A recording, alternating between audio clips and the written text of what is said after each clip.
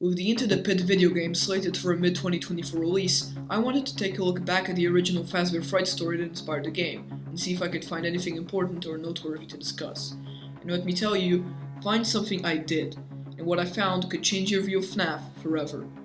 I believe that this very first FNAF novella tells us the story of one of the most important characters in the franchise, and what his actions did to the people around him.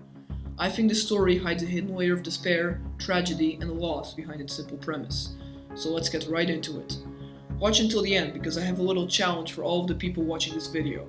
So if you want a shot at appearing in my next video, stay tuned. Before we discuss the story's hidden depth, I think that it's worth going over what actually happens in it. So let's do just that. Oswald is a 10-year-old boy having a tough time adjusting to his new life. 3 years ago, a mill closed down in his town, causing businesses to shut down and many families to move away, including his best friend Ben. Oswald gets worried that his summer will be extremely repetitive and boring.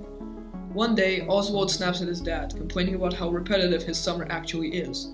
At the local pizzeria, Jeff's Pizza, Oswald decides to hide in the ball pit, forcing his dad to come inside to look for him.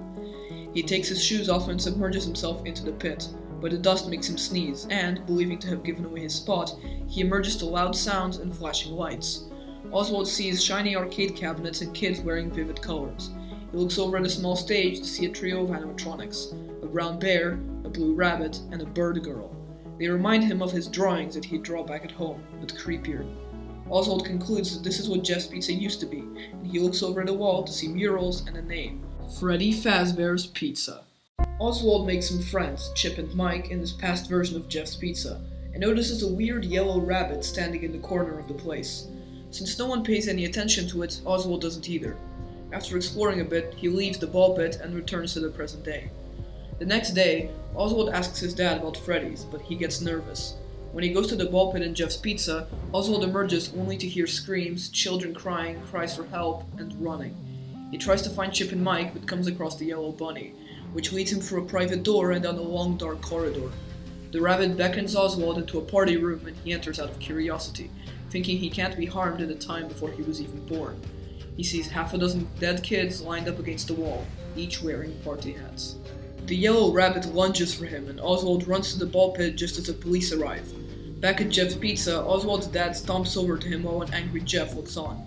Oswald's pulled out, but when his dad leans over to examine the pit, a pair of yellow arms pull him under. After a cartoonish fight, the rabbit emerges from the ball pit and teleports behind Oswald. Oswald looks at Jeff for help, but he acts like nothing is happening. Then, in that moment, Oswald's life changes. His dad has been replaced by the yellow rabbit, and no one notices any difference except for Oswald and his cat. The yellow rabbit is now driving him to school, making his meals, and doing everything his dad normally would. Oswald's dad has been replaced. After several days of trying to escape multiple times and scaring his mom, he decides to play along with the yellow thing. That night, Oswald sneaks out and runs to Jeff's Pizza, ordering a soda to distract Jeff. He dives into the pit and finds his dad pale and unconscious, but breathing. Suddenly, he feels a presence behind him, and he's grabbed by a pair of furry yellow arms. Oswald breaks free, but the exit is blocked, so he headbutts the rabbit to knock it over. After a quick fight, the rabbit gets tied up in a rope tied to a metal rod at the top of the pit, the rope looped around its neck. Oswald watches it struggle, its dead-eyed stare aimed directly at him, until it stopped moving. He blinks, and hanging from the rope is nothing more than a dirty, empty yellow rabbit suit. His dad wakes up with no memory of what happened. Oswald tells him that he hit his head and passed out, and the wound on his arm came from pulling him out of the pit. As they leave Jeff's Pizza, Oswald holds his dad's hand, and they go home. The story ends off on a pretty happy note, but what if I told you that this happy ending is the exact opposite of what really happens? If you're confused, let me explain. Remember when I talked about Into the Pit having a secret depth to it that completely changes the entire story? Well, this is where that hidden story comes into play. You see, I believe that Into the Pit's simple premise isn't that simple. Like I said, I think it hides a secret story inside of the main one. So, what is it? Well, after looking closely and rereading the story tons of times, I came to the realization that the story is indirectly telling us the story of the Aftons. More specifically, it's telling us what happened immediately after the MCI. Let me explain. I believe that the ball pit in the story is a metaphor for William's path into psychopathy and destruction. He's falling into a pit that he will never be able to escape from.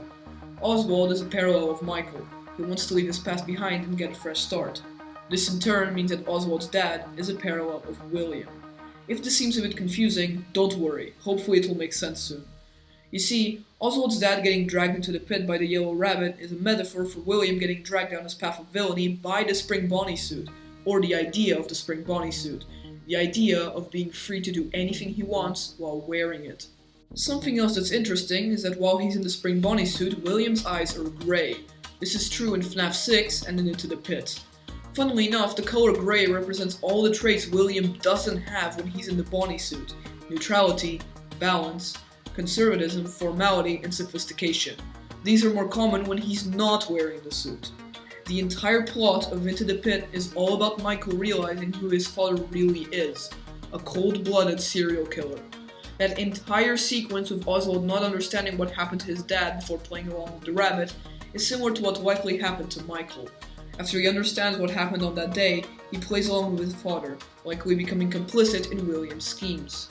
When I'm saying this, I don't mean that Oswald's dad from the story is evil, of course. Rather, I'm using the story as a parallel between the books and the games. Scott Cawthon has gone on record to say that the books and the games, while not in the same universe, are linked at the fundamental level. This is a plain example of that link. The seemingly innocent short story has a whole different layer under it. Oh, and by the way, the names Oswald and Michael both have religious connections to God and divine power. In this case, God could be William, who's managed to manipulate life itself, and the divine power could be Remnant/Agony, which is what William uses to achieve eternal life. Just wanted to throw that out there. At the end of the story, when the Yellow Rabbit dies, it reaches out to Oswald in its final moments. This is similar to what we saw of William in Ultimate Custom Night, where we can hear him begging for help in the Old Man Consequences area.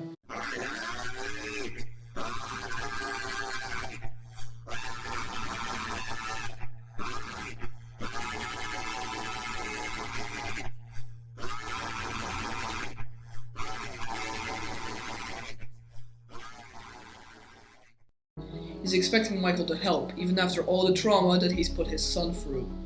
While in the story, Oswald is reunited with his father, Michael doesn't get that kind of happy ending. After the events of FNAF 6, most of the souls passed on, likely including Michael. Even though he went on, his story did not end happily. Later in the Fazbear Fright series, the pit is mentioned to be filled with agony, which is likely why this weird yellow rabbit materialized. This agony, again, also fits with what we know about William. He's a deeply flawed person, filled with the pain and regret of all the tragedies he's faced. That agony turned him into the killer that we know him as. So, Into the Pit is all about one man's journey into depravity and evil, with his son being the only one who knows what's actually going on with him. The truth about his father has forever changed him, and he'll never be the same. He can never be reunited with him. This story does not have a happy ending. When his father dies, reaching out for his son's help, he's met with nothing but contempt. The only person he's ever trusted has turned against him.